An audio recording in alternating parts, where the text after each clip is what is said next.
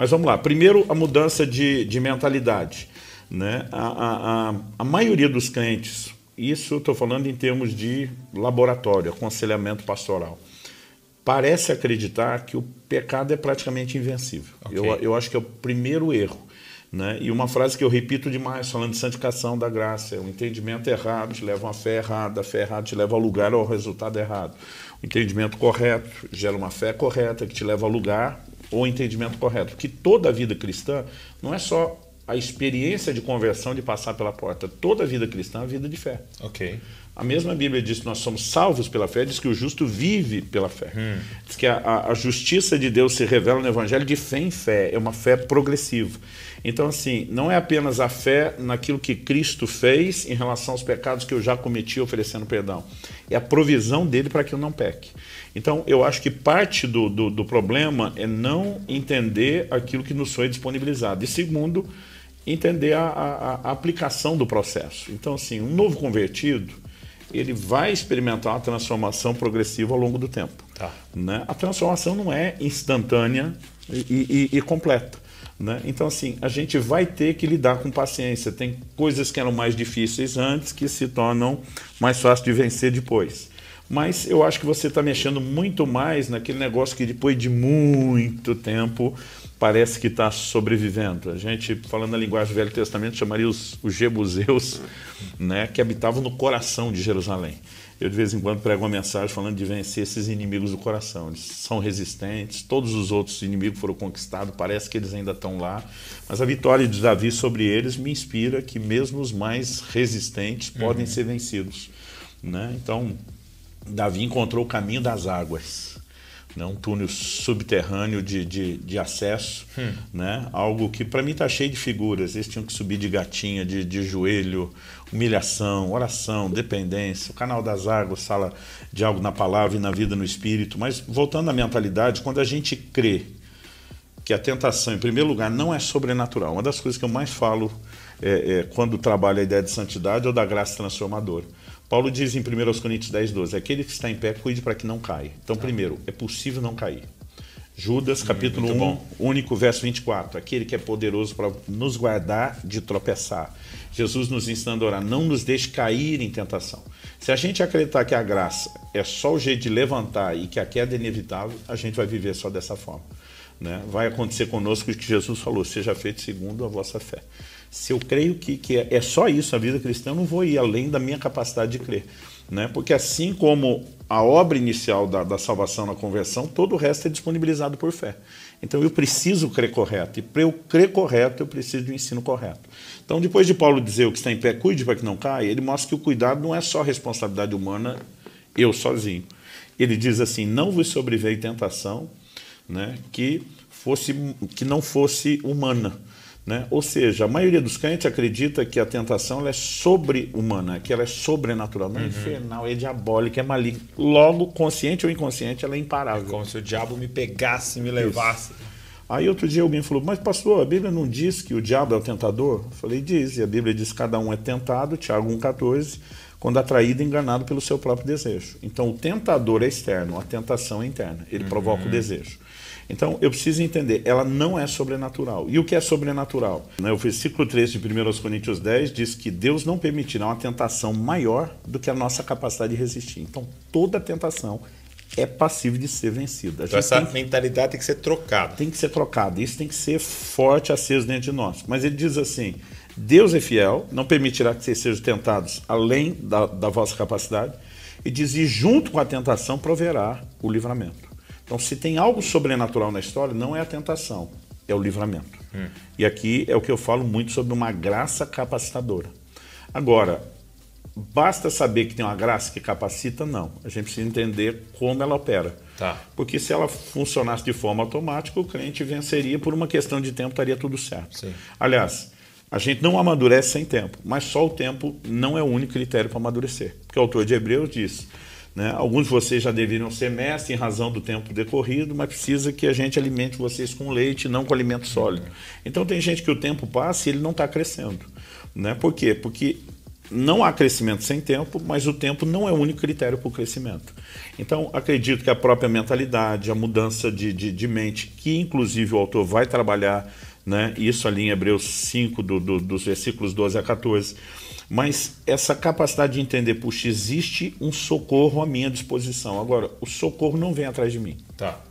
Eu preciso ir atrás do socorro. Eu acho que talvez, depois da mudança de mentalidade, é possível vencer, porque Deus tem um recurso para a gente, é descobrir como usar o recurso.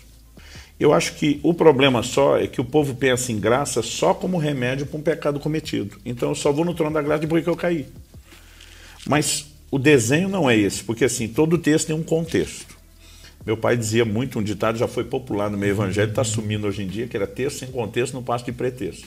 Quando você pega esse Hebreus 4, 16, aliás, o texto já começa antes, no próprio capítulo 4, se me permitir, eu queria que a gente voltasse um pouquinho aqui para perceber qual é a ideia que está sendo construída. Por exemplo, no verso 11 de Hebreus 4, a Bíblia diz: esforcemo-nos por entrar naquele descanso, a fim de que ninguém caia, seguindo aquele exemplo de desobediência. Está falando dos israelitas. Então ele fala de esforço. Dallas Willard dizia: graça não é ausência de esforço, é ausência de mérito. Né? Mas a gente precisa se esforçar até no sentido de interagir com a graça. Ele diz, a fim de que ninguém caia. Ou seja, a queda, ela não precisa ser vista como é inevitável. Não, ela é passível de ser evitada. Aí diz, porque a palavra de Deus é viva e eficaz, mais cortante de qualquer espada de 2 gumes, penetra a ponto de dividir alma e espírito, juntos e medulas, e é apta para julgar os pensamentos e propósitos do coração. Denunciar o que está de errado, que pode levar a gente a seguir o exemplo de desobediência, de cair. Então, tem um contexto. Quando ele chega no verso 14, ele diz que nós temos a Jesus como grande sumo sacerdote que adentrou os céus. No 15, ele dá a característica do sacerdote. Ele diz, não temos sumo sacerdote que não possa se compadecer das nossas fraquezas. Pelo contrário, ele foi tentado em todas as coisas à nossa semelhança. Ou seja, ele não está olhando só com empatia, é a compaixão no nível mais profundo, porque a Bíblia diz que ele sabe na pele o que a gente enfrenta. Mas o mesmo texto que define o sacerdote como cheio de compaixão de quem é tentado, também dá outra característica. Ele diz, ele foi tentado em todas as coisas à nossa semelhança, mas sem pecado. Ou seja, ele entende tudo de vencer. Então, qual o contexto? Tentação, um sacerdote que entende nossa tentação, mas que entende de vencer. E é depois de falar disso que ele diz, portanto, né, que é uma palavra de ligação, assim, acheguemos-nos, portanto, junto ao trono da graça, a fim de receber misericórdia, encontramos graça para ajuda em momento oportuno. Qual é o momento oportuno? Se estamos falando de tentação, é antes da queda e não depois. Não quer dizer que não tem a graça para depois. Sim. Todos nós que já caímos fomos buscar a graça para levantar. Só estamos aqui porque tem a graça. Exatamente. Mas a questão é entender que a gente não precisa só levantar depois da queda. A gente pode não cair, porque tem uma graça para não cair. Agora, o texto não fala do trono correndo atrás da gente. Diz que a gente tem que ir atrás do trono. Acheguemos-nos. Então, tanto existe um movimento, como tem que existir confiança e fé. Então, eu acho que isso nos remete a um outro ponto, que é entender a interação com a graça. Porque se a graça tem solução, mas não está trazendo solução na minha vida, eu vou achar que o problema está na graça. Que é a mentalidade de muitos quando acham que a graça é uma obra unilateral. Então, se a graça capacita a obediência, eu não estou obedecendo, a culpa não é minha, é da graça. A menos que eu entenda que eu tenho que interagir com a graça. Assim como para entrar na obra inicial da graça, que é a salvação, eu preciso crer, para que a graça continue agindo, eu preciso continuar crendo. Então, Romanos 1,17 diz que a justiça de Deus se revela no Evangelho de fé em fé. É fé hoje, é mais fé amanhã, cada vez. E outra, não podemos cair na fé, não podemos perder a fé, não podemos naufragar na fé. A Bíblia está cheia de advertências sobre isso. Então, é uma fé específica não só para essa solução que Deus tem para esse problema, mas acredito que é uma fé que se fortalece por meio do próprio entendimento da palavra, que a fé vem por ouvir a palavra, pelas experiências que passamos com né, o desenrolar do tempo. Então, quando a gente vai ao trono, porque não é o trono que vem atrás da gente, a gente pode encontrar socorro. Então, acredito que nós precisamos, de fato, de uma mentalidade mudada. Nós precisamos entender daí que tem recurso, como o recurso opera, e entender o que Wesley chamava de meios da graça. E aí nós vamos ter que voltar para as velhas disciplinas espirituais que os santos diferenciados de todas as épocas tinham e que hoje em dia está sendo atacado. Porque assim, hoje em dia, se você ora, se você lê a Bíblia, se você jejua, tem tempo com Deus, você virou religioso e legalista. Né? Você não entendeu a graça, porque a graça não é você fazendo nada. Né? Então, me assusta o ponto onde estamos, para onde estamos caminhando, porque a nossa dedicação tem a ver com mérito. Outro dia um cara falou para mim, eu não entendo sua dedicação, parece que você quer merecer algo. Eu falei, você está maluco? Eu falei, graça é favor e merecido. Como é que eu vou tentar merecer algo? Então, o que você se dedica? Eu apontei para cima e falei, porque ele merece. Sim. Por exemplo, pensa na frase de Filipenses 1:27, vivei de modo digno do Evangelho.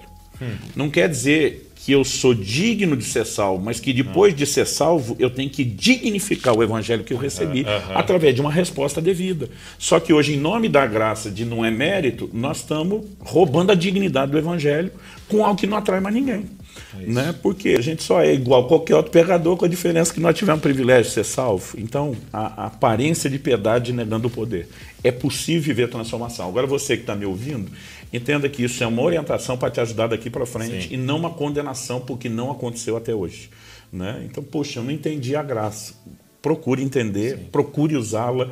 Né? Não deixe que essa conversa te desanime. Pelo contrário, que ela te encoraje.